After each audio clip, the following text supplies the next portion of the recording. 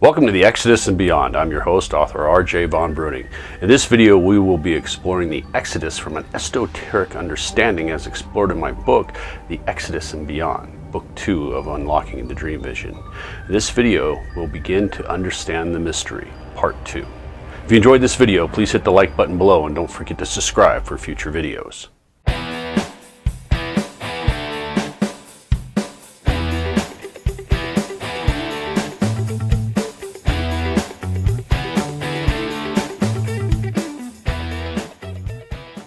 This series presents information based in part upon theory and conjecture of the system of esoteric symbolism. The purpose is to suggest some possible interpretation, but not necessarily the only one to the many mysteries we will explore. In this video, we'll finally get to the destruction of King Solomon's temple. But in order for us to understand the events that led up to the destruction of King Solomon's temple, we must first realize that the temple complex in northern Iran, known as the Throne of Solomon, claimed to have been built by King Xerxes of the Median Empire, and King Solomon's temple and Citadel of the Bible are most likely the same building.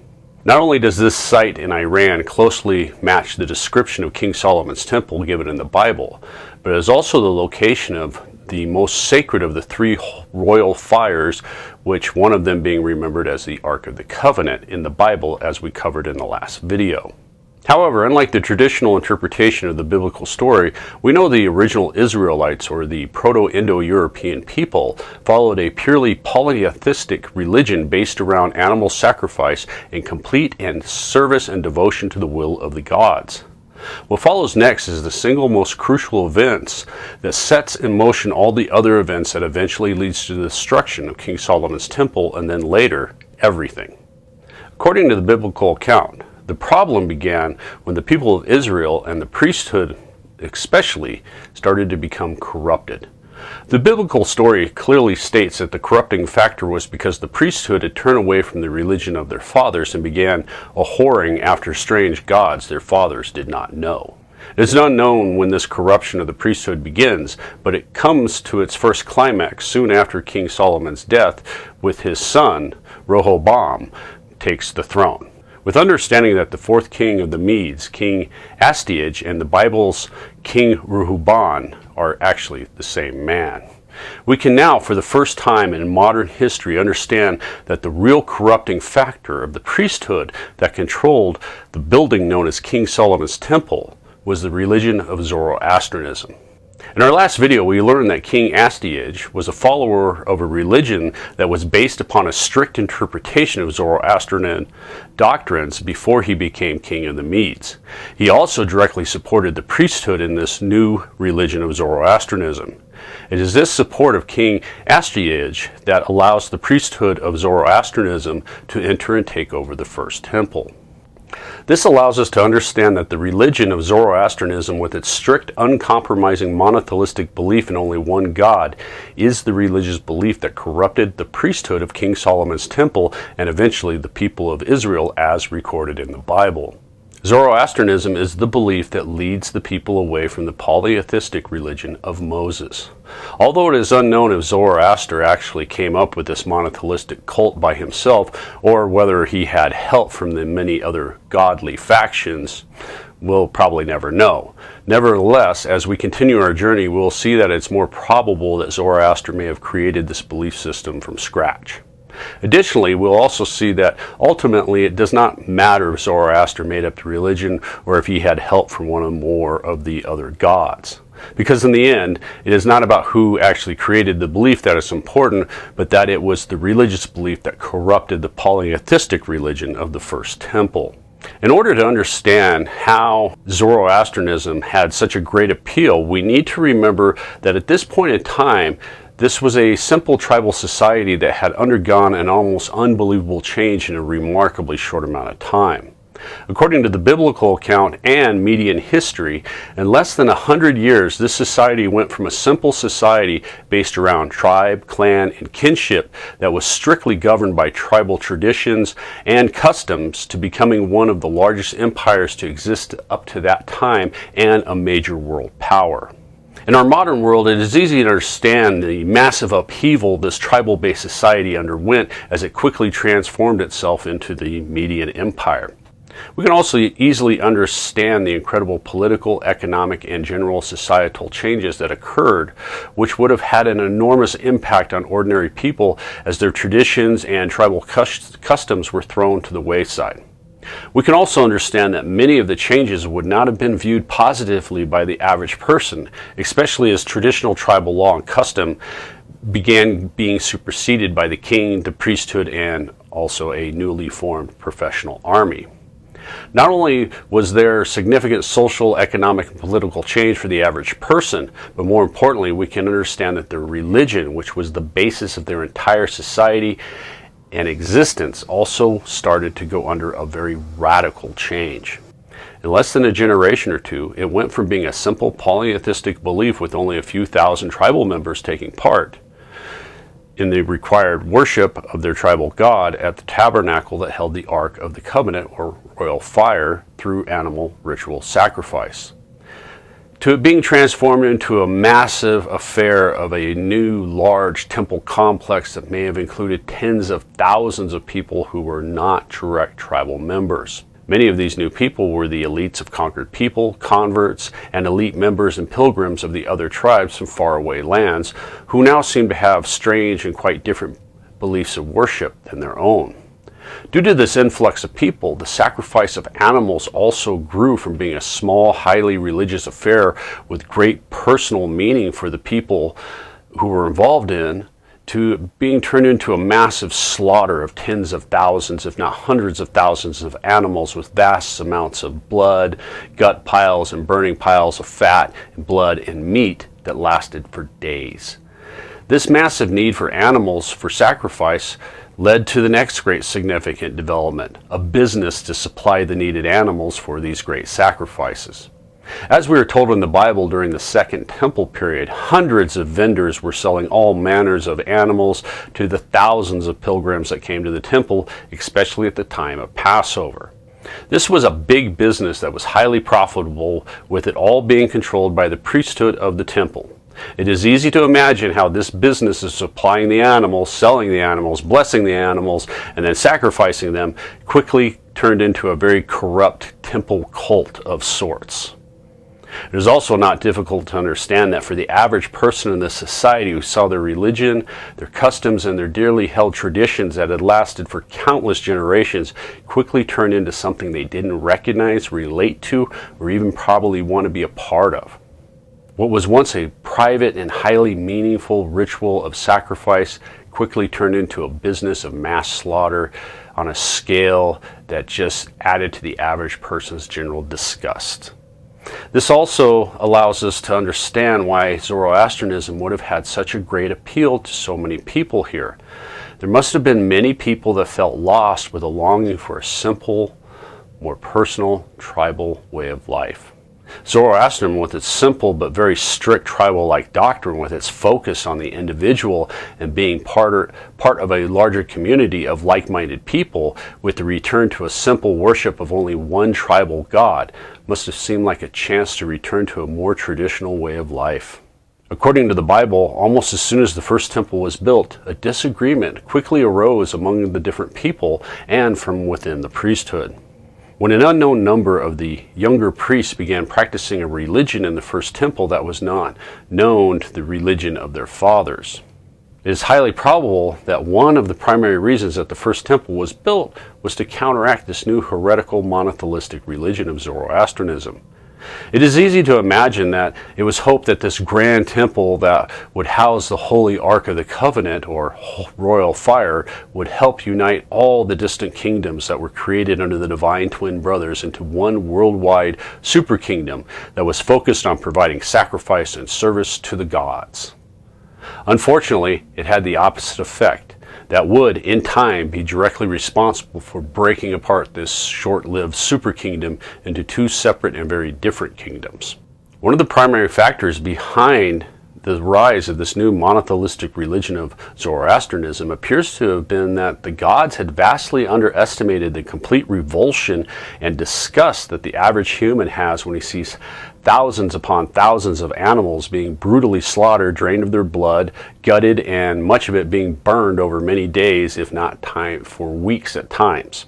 It's not difficult to understand that this would have naturally drawn many people to Zoroastrianism with its outright rejection of large-scale animal sacrifice. As we will learn, this also leads to the idea that Zoroaster developed the belief by himself, and why the doctrines contain elements from many different belief systems. Historically, the turning point appears to be when this King Astyages, the son of King Cyaxares, who is known to have been a devout follower and supporter of a rather strict and often violent sect of Zoroastrianism, and who is the historical person that the biblical King Rehoboam, son of Solomon, is based upon, ascends to the throne. Upon assuming the throne, he uses his power to replace the traditional priesthood of the tribes, the Magi, with the priests of the strict sect of Zoroastrianism that the king followed. Soon after, these corrupted Magi begin to establish this new monotheistic religion upon the people of the kingdom of Israel. All the tribes except the original 6 Median tribes in the land of Canaan that King Astyages and the Magi had direct control over rejected this new teaching. This rejection of this new heretical religion by the majority of the tribes led to the breakup of the kingdom of Israel into 2 separate kingdoms, the kingdom of Judea in the land of Canaan, and the kingdom of Israel being the rest of the kingdoms spread around the world that were established by the twin brothers. This allows us to answer the mystery of the heavy yoke that the Bible speaks of, that this King Rehoboam placed upon the people is actually referring to, and it is this new monotheistic religion of Zoroastrianism. This allows us to understand that from this point in time until the destruction of King Solomon's temple, the Bible's books of Kings and Chronicles and many of the prophets of the Old Testament are actually speaking of this back and forth power struggle between the traditional polytheistic religion of Moses and this new heretical monotheistic religion of Zoroastrianism. Understanding this allows us to finally place the biblical story into the proper context, with also understanding the real esoteric knowledge of King Solomon's temple and citadel. In the process, we also begin to answer numerous mysteries surrounding the ever-mysterious shepherds of the dream vision and of the gods themselves. According to the Bible, after the kingdom of Israel had split into 2 kingdoms, King Solomon's temple and the Ark of the Covenant it housed was not the central focal point of this new monotheistic religion, with the building quickly falling into disrepair. This is simply because Zoroastrianism's religious teachings fiercely rejected animal sacrifice, and which, according to the Bible, King Solomon's temple was the epicenter of this ritual. Additionally, once the other kingdoms of the kingdom of Israel had broken away from this newly formed kingdom of Judea, the offerings, gifts, and pilgrimage of the faithful to King Solomon's temple and the Ark of the Covenant would have ended abruptly, which would have cut off the wealth flowing into the temple and, more importantly, the priesthood. This simple lack of funds is one of the primary reasons why the priesthood loses much of its influence and power, and the first temple begins falling into disrepair. Although the first temple falls into disrepair, the books of Kings and Chronicles tell us that during this back and forth power struggle, the first temple was repaired at least twice when kings who followed the old religion of their fathers came back into power. Remarkably, not only does this biblical account give us a detailed description of the repairs undertaken on the first temple, but it also gives us a remarkably good description of the new sites of worship that the followers of the Zoroastrianism used when they were not in control of the first temple. Surprisingly, the description of the sites of worship given in the Bible matches the archaeological evidence of the known Zoroastrianism shrines and temples that we've found. These ancient Zoroastrian sites had several unique features that show an essential connection to the biblical story of Abraham and Isaac. These sites typically sit upon a small hill with a high platform with a small temple built around an altar, surrounded by groves of trees and bushes. This matches the description of the small hill that Abraham was commanded to sacrifice his son Isaac upon in the book of Genesis. What may be surprising to many is that not only does the Bible give an accurate description of these Zoroastrianism sites of worship, but it also makes several direct references that some of these sites were used for the ritual of passing through the fire, which was the gruesome ritual where parents would sacrifice their children to an idol by burning them alive. Although there does not appear to be any supporting evidence for this ritual of child sacrifice in Zoroastrianism or its writings, there is no denying that the evidence that the Zoroastrian sites of worship matched the description of the hill that Abraham was to sacrifice Isaac upon. It seems to give weight to the biblical description and claims that the followers of this new monotheistic religion may have practiced this ritual of human sacrifice. It also makes sense when we consider that Zoroastrianism was trying to return to some form of the original religion they believed that their ancestors followed who had first settled in the land of Canaan and long before the exodus out of Egypt. It appears that the followers of Zoroastrianism believed the polytheistic religion of Moses that was being practiced was corrupt because of the massive animal sacrifice that was occurring at the temple. It is easy to understand that these people would have viewed themselves as the righteous ones as they tried to return to an earlier, purer time of worship, while at the same time viewing the traditional followers as cruel, brutal sinners that were insanely killing animals and drug-fueled rituals. Given the strict doctrines of Zoroastrianism, it's not hard to imagine that some might want to replace the animal sacrifice with humans as a form of justice to pay for the never-ending slaughter of Arthur Mazda's holy creatures. At present, there is currently no supporting evidence that the followers of this sect of Zoroastrianism actually practice human sacrifice or the ritual of passing through the fire. Although it does make sense when we consider that there must have been some people that may have still practiced this earlier form of belief. With our esoteric knowledge, we know that the story of Abraham and Isaac is vital because it is a story showing about the ending of this practice of human ritual sacrifice to the gods and replacing it with animals. We also discovered through our journey through the dream vision of Enoch that human sacrifice appears to be one of the primary differences between the two main god factions at the time, with one seemingly to require it as a test of loyalty to them, while the others viewed it as an abomination. Now, remarkably, Zoroastrianism's followers make the exact same claim against the followers of the traditional polytheistic religion of Moses. Although both sides make the exact same claims of human sacrifice against the other, and the entire idea appears to be little more than propaganda, it does give us a small glimpse into the vicious back and forth power struggle that was going on between these two religious camps. It's a cycle that eventually leads to the destruction of King Solomon's temple. The destruction of the first temple brings us to one of the two most critical points of our esoteric understanding of why we have the traditional biblical story that we do. However, first we must look at an event that led up to the destruction of the first temple and the famous Babylonian captivity that came from it. Our starting point being the last king that restored Moses' traditional polytheistic belief and repaired the first temple, King Josiah.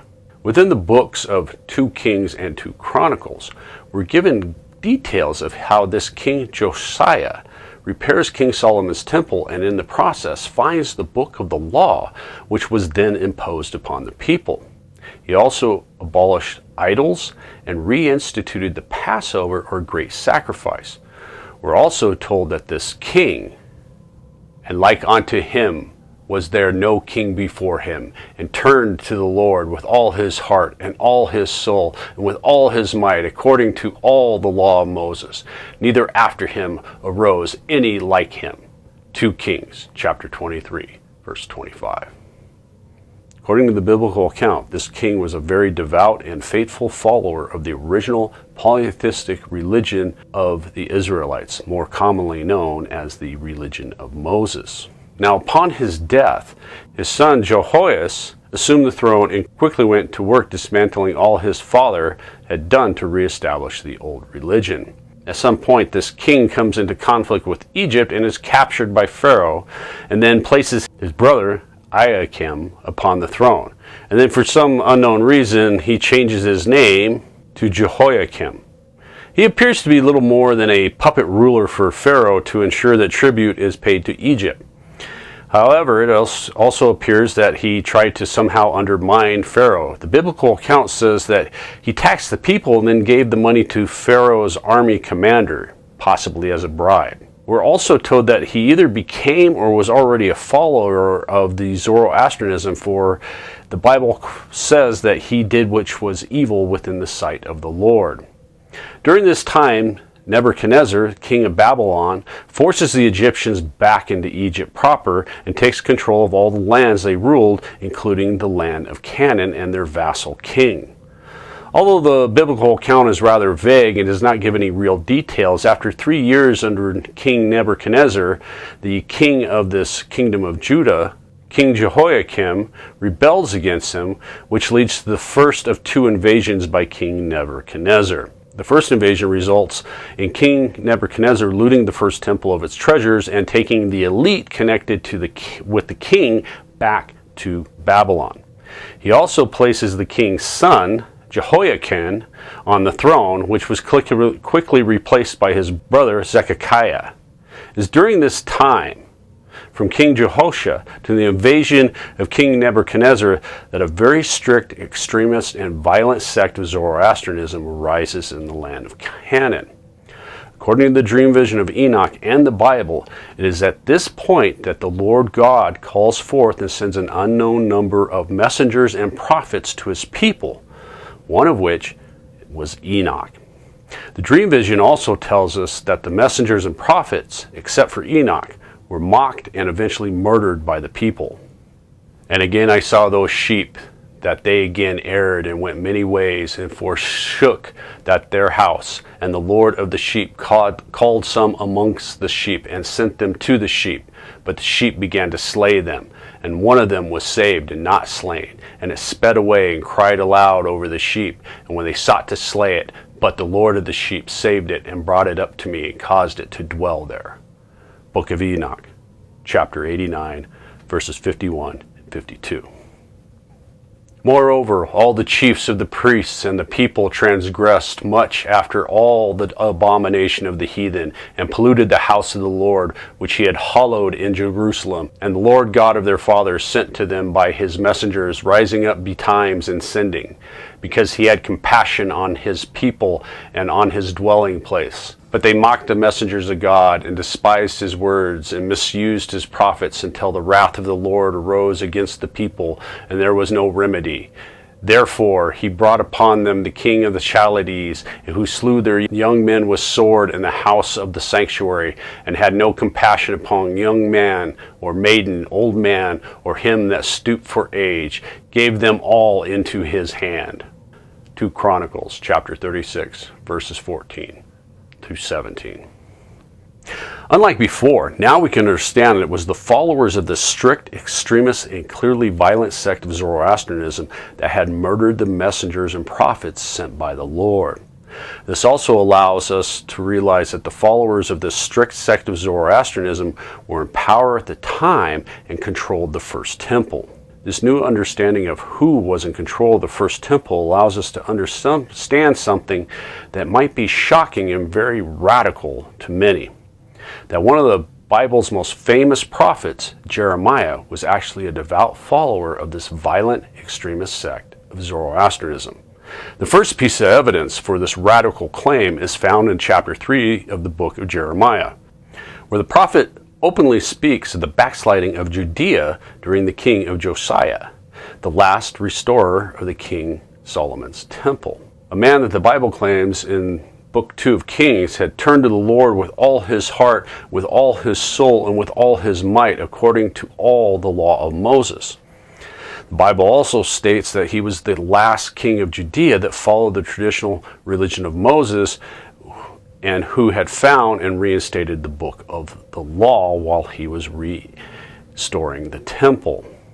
This claim of the backsliding of Judea by Jeremiah seems rather strange, because why would Jeremiah complain that restoring the first temple by the king and the finding of the book of the law caused this backsliding of the people, unless he was a follower of Zoroastrianism. The next and by far more damning piece of evidence that the prophet Jeremiah was a devout follower of Zoroastrianism is found in chapter 23 of the book of Jeremiah. In this chapter, Jeremiah spends 35 verses attacking the messengers sent by the Lord, whom he calls false prophets and priests that walk in wickedness. He also calls for the people of Israel not to listen to these false prophets and to openly mock them. He also heavily implies that they should be executed for their false teachings. These are the messengers spoken of in the dream vision of Enoch and 2 Chronicles, and who were eventually murdered by the people, except for the one known as Enoch. This alone proves that Jeremiah must have been a prophet or priest of this strict, extremist, and clearly violent sect of Zoroastrianism. Understanding that Jeremiah was a devout follower of Zoroastrianism allows us to realize the equally famous prophet Isaiah was also a devout follower of this extremist sect of Zoroastrianism. For within the book of Isaiah, the prophet Isaiah also attacks the king during his lifetime that was the restorer of the old traditions of Moses and repaired the first temple, King Hezekiah. This again makes no sense, just like Jeremiah, unless he was a devout follower of Zoroastrianism. We also know from the dream vision of Enoch, the messengers and the prophets were murdered by the people. This slaying of the messengers of the Lord by the people of Israel, along with the rebellion of the king against King Nebuchadnezzar, results in the second invasion of the land of Canaan and the eventual destruction of the first temple. Interesting, according to 2 Chronicles, there's another reason given for this invasion by Nebuchadnezzar, and that was because the current king would not humble himself to the prophet Jeremiah. This implies that the last king was not a follower of Zoroastrianism, but actually a follower of the traditional polytheistic religion of Moses. Unfortunately, neither the Bible nor the dream vision provide us with enough information, but it is clear that this was an entirely more complex situation than has been traditionally believed. According to the Bible, it is during this second invasion by King Nebuchadnezzar that King Solomon's temple and citadel is once again looted and the building is completely destroyed, with it being burned to the ground. After the destruction of the first temple, King Nebuchadnezzar then broke down all the walls surrounding the first temple and all the palaces of the kings, the priesthoods, and the elites, and his final act was to take all the remaining elites, the priesthood, and their servants captive, returning them all to the city of Babylon, thus beginning what's known as the Great Babylonian Captivity. This critical piece of knowledge for understanding the importance of this event is realizing that the people that King Nebuchadnezzar took back to Babylon were the priesthood and the elite classes that were devout followers of the strict, extremist, and often violent sect of Zoroastrianism that had taken over the first temple. Once these people were taken to the cosmopolitan city of Babylon, both history and religious tradition tell us that they began trying to protect and preserve their identity as a people and as a religious community. They did this by living apart from the rest of the population in a very tight-knit community that only included themselves. They, in essence, created the first ghettos. The next step was by far more important with these exiles as they became known, because they began codifying their beliefs and writing them down for the first time. This was the first step in composing the Torah, or Old Testament, in the form we know it as. It is also the point in history when this new religion began to be referred to as Judaism, with its followers being called the Jews. With our new esoteric knowledge, we can now understand that these Jews were not the followers of the traditional polytheistic religion of Moses, but they were followers of an extremist sect of Zoroastrianism that had corrupted the first temple. We can also understand that during this Babylonian captivity, this radical extremist sect of Zoroastrianism was slowly transformed into the monotheistic religion we know as Judaism. As radical as this idea is, the next part in this saga will help provide the next critical piece of information to understand why we have the story we do. The next crucial event that occurred was the coming of Cyrus II of Persia, more commonly known as Cyrus the Great, the founder of the mighty First Persian Empire. We know a great deal about Cyrus the Great and his many accomplishments, with countless history books exploring his many exploits and rule. However, although we know a great deal about Cyrus the Great and his empire, there has always been two questions about his rule that seems to stand above all others and have never ever been truthfully answered. The first was how Cyrus the Great was able to conquer all the lands of the Medes and all the surrounding lands they once controlled at their height so quickly and typically with little to no bloodshed. The other, and by far more famous, question is why Cyrus the Great was so generous to the Jews once he had conquered Babylon and freed them from their captivity. Outside of us lacking one small piece of information, we now have more than enough information to easily answer both of these questions that have plagued historians for centuries. We can quickly and easily answer the first question with our new understanding that the ancient land of Canaan was the area that is now today known as the country of Iran, and that the Medes are the historical people that the biblical story is based upon. The critical piece of information that we are lacking was when Cyrus came to power. As Cyrus was securing his position, one of the first things he did was he started a campaign to suppress the political power of the Magi. As he came into power, he stripped them of their special privileges and rights and took their vast land holdings. More importantly, he stripped them of their political power, making them directly dependent upon his authority for their legitimacy. This suppression of the Magi by Cyrus the Great was why he was able to take over the Median land so quickly and so easily. He simply began restoring the old traditional polytheistic religion while stripping the Magi priesthood of their economic, social, and political power over the people.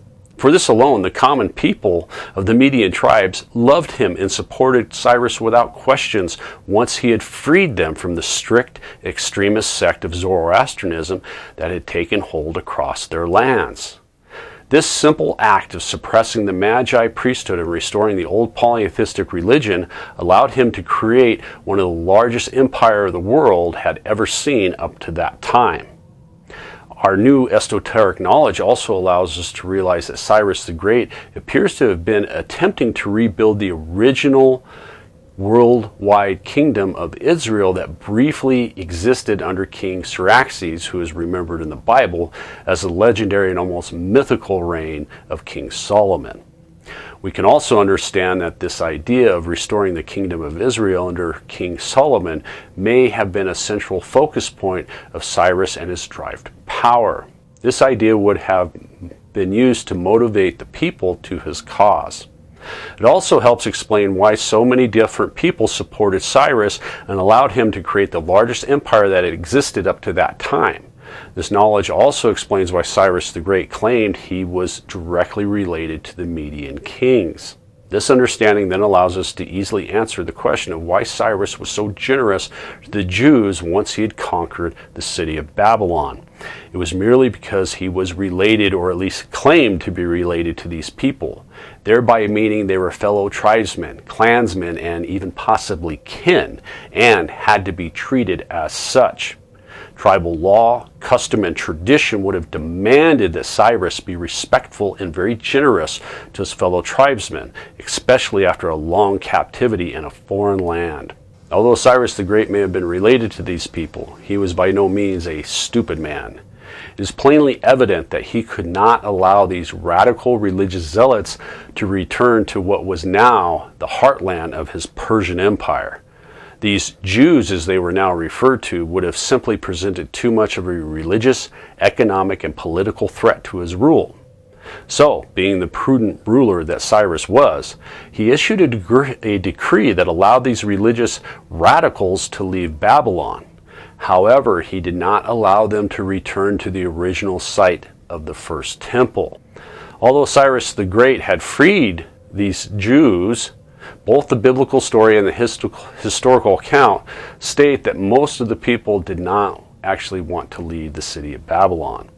This was simply because they had created new lives for themselves that had become intertwined with Babylonian society and economic life, typically by intermarrying with the local population and adopting local beliefs. It was actually only a very small group of the most zealous and devout followers of this new religion of Judaism that wished to actually rebuild the temple. Even with our new esoteric understanding, it is unclear if Cyrus the Great sent the Jews to the far western edge of his empire or if they actually chose it for themselves.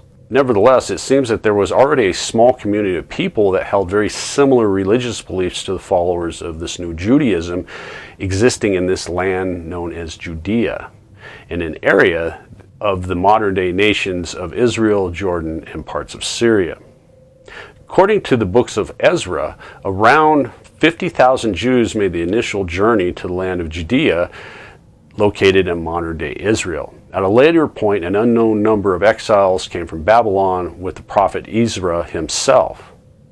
These events bring us to the second critical part of understanding of how we came to have the biblical story as we know it today.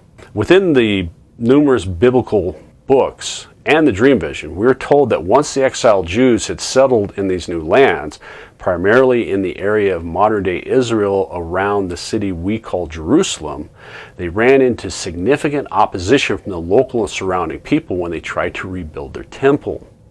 It's always been quite a mystery to why the local and surrounding people so strongly resisted the building of the second temple as it became known. However, with our new esoteric understanding, this great mystery just disappears, because now we can easily understand that the reason why the local people opposed the building of the second temple was simply because they knew their lands was not the ancient land of Canaan, nor that the city of Jerusalem was the original site of King Solomon's temple and citadel. It was not until the Jews had gained complete political power over the area and had converted a large number of the local population of the religion of Judaism that they were able to actually build and complete the second temple. This allows us to understand why the Torah or Old Testament of the Bible is in the form we know it today. It's simply because these followers of this new religion known as Judaism, a religion that was directly based on a radical, heretical, extremist, and often violent sect of monotheistic Zoroastrianism, are not only the people that built the second temple in the city of Jerusalem, but they are also the people that first wrote down the Torah or Old Testament of the Bible as we know it today. This knowledge allows us to understand that the biblical stories of the great exodus out of Egypt up to the building of the second temple has so many contradictions contained within them. It's because the followers of this new religion of Judaism was rewriting the stories to make it seem like the lands of their current nation of Israel was the ancient land of Canaan, and that the city of Jerusalem was the site of King Solomon's temple and citadel. It was simply done to legitimize the claims to rule. This is also why the legendary divine twin brothers in the entire second phase of the Exodus were carefully removed from the biblical story. It was simply because it would have shown that these Jews were not following the original polytheistic religion of Moses, but were instead following a heretical belief that was viewed as evil in the eyes of their tribal lord. As we know from history, after the building of the Second Temple, these people established an independent Jewish kingdom that lasted until the coming of Alexander the Great and then later the Romans. By understanding who these Jews were, we can now understand why the Greeks and the later Romans had such a poor view of these followers of Judaism who only worshiped one God. Although it appears that both the Greeks and Romans had forgotten about the first temple and its location, they knew that there was more than one God, primarily because they saw and interacted with them on a regular basis. Therefore, many people at the time thought these Jews worshiping only God was not based on reality, with most thinking that they were a little bit crazy and even a possible danger to society. We can now begin to easily understand that this common viewpoint of the Jews by the Greeks and the Romans and just about every other ancient culture that came into contact with them at the time was because they knew from first-hand knowledge that there were many gods, just because they had seen them coming to take the ritual sacrifices away from the grand ceremonies. So this Jewish idea that there was only one God, with it being the supreme God, with all the other gods being a lesser part of that one supreme God, with all the other gods being changed into a form of angel or demon, was just a little too much for the average person at the time to accept. Combined with the understanding that this group could also be very violent in defense of their radical monotheistic religious beliefs, we can finally understand why the Greeks, the Romans, and the other cultures who came into contact with these Jews viewed them as a strange people who would use violence to defend themselves against anyone who tried to tell them differently. As history tells us, these Jews were viewed as so strange, touchy, and generally violent that most decent people in the ancient world, including powerful governments like Rome, tried to avoid them at all costs. Now, before we move on, we need to take a moment to step back and explore one of the greatest mysteries of all time and what happened to the Holy Ark of the Covenant. In the process, we'll also gain a slightly better understanding of how the followers of Zoroastrianism viewed this most holy of objects. Traditionally, most modern scholars and historians, and a surprisingly large amount of the faithful, believe the Ark of the Covenant disappeared during the first invasion of King Nebuchadnezzar and his looting of King Solomon's temple. However, upon a closer look of the Bible, combined with our new esoteric understanding of the back and forth power struggle over the temple between the priesthood of the traditional polytheistic religion of Moses and the priesthood of this new radical monotheistic Zoroastrianism, we can quickly discover that it's highly probable that the Ark of the Covenant was removed from the Holy of Holies in the temple long before the coming of King Nebuchadnezzar. Our starting point to understanding this starts with King Josiah's reign, the last good king of Judea before the events leading up to the first invasion of King Nebuchadnezzar. As we're told in Book 2 Chronicles, and that during the repairs of the first temple, the king orders the priesthood of the Levites to return the Holy Ark of the Covenant to the temple, and said unto the Levites that taught all Israel, which were holy unto the Lord, put the holy ark in the house which Solomon the son of David king of Israel did build. 2 Chronicles chapter 35 verse 3. This often overlooked line provides us with the clue we need to understand what was happening at the time. If we consider this one small line of text and combine it with our new knowledge of the constant power struggle going on between the temple, between the two different priesthoods, it allows us to easily understand that the priesthood of the traditional polytheistic religion of Moses would have not wanted or have allowed the Ark of the Covenant to stay in the hands of the priesthood of the unbelieving monotheistic religion of Zoroastrianism. We can also understand that the Zoroastrian priesthood would not have wanted it and would have taken steps to remove it from the temple. This idea is supported by chapter 3 of the book of Jeremiah, where he also adds more evidence to the idea that Jeremiah was a zealot follower of this radical, strict, and often violent sect of Zoroastrianism. In this chapter, while Jeremiah is complaining of the backsliding under the reign of King Josiah, he openly speaks about the time will come when the people of Judea and Israel will no longer care about or even think about the Ark of the Covenant. And it shall come to pass, when ye be multiplied and increased in the land in those days, saith the Lord, and they shall say no more, the Ark of the Covenant of the Lord, neither shall it come to mind, neither shall they remember it, neither shall they visit it, neither shall that be done any more. At that time they shall call Jerusalem the throne of the Lord. To Jerusalem neither shall they walk any more after the imagination of their evil heart. Jeremiah chapter 3, verses 16 and 17. These verses from Jeremiah clearly support the idea that the priesthood and the devout followers of Zoroastrianism disapproved of the Ark of the Covenant, and they would have taken steps to remove it from the first temple and from the very minds of the people. This allows us to realize that the Ark of the Covenant must have been removed from the first temple shortly after King Josiah's death, which was years before the coming of King Nebuchadnezzar and the looting of the first temple. Although it is now straightforward to understand why the Ark of the Covenant would have been removed, it does not answer the question of what may have happened to it once it had been removed from the first temple. To answer this question depends on whether the Ark of the Covenant was removed in secret or not. If the ark was removed in secret, this would significantly limit how far it could have been moved from the first temple site, which we now understand to be the throne of Solomon within the northwestern part of modern-day Iran. If we happen to go and look at this area and surrounding the site, we'll find that it is surrounded by mountains ranging from about 2 to 7 miles from the site.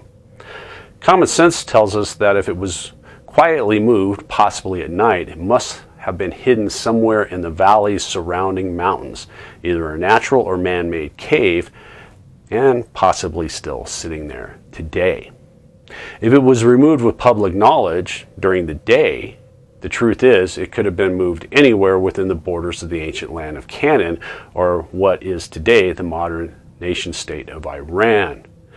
Nevertheless, since there is no recorded evidence that it ever was located at a different site or that it ever actually left the land of Canaan, it would seem to lend a tremendous amount of support to the idea that if and when it was removed, whether it was secret or not, it is hidden somewhere within the lands of northwestern Iran.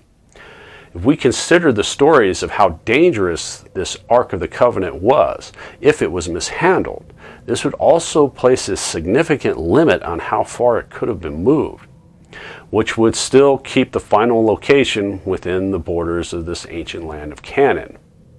Although understanding this does not actually give us a location of the Ark of the Covenant, it does give us a general idea of where it might be if it still exists. This then allows us to understand why so many nations, especially those with a strong esoteric tradition, have had such a great interest in the modern-day nation of Iran. It is because to the followers of the esoteric and even the faithful of both Judaism and Christianity that the very idea that the Ark of the Covenant, the holiest of all holy objects, could be in an Islamic country is in by itself an unthinkable abomination. Combined with the possibilities that these unbelievers could find it sends shockwaves of terror through them all. Because as we all know, the Bible tells us that an army that walks with the ark before it is invincible. In our next video, we'll begin putting together the mystery of the gods themselves. If you enjoyed this video, please hit the like button below and don't forget to subscribe for future videos.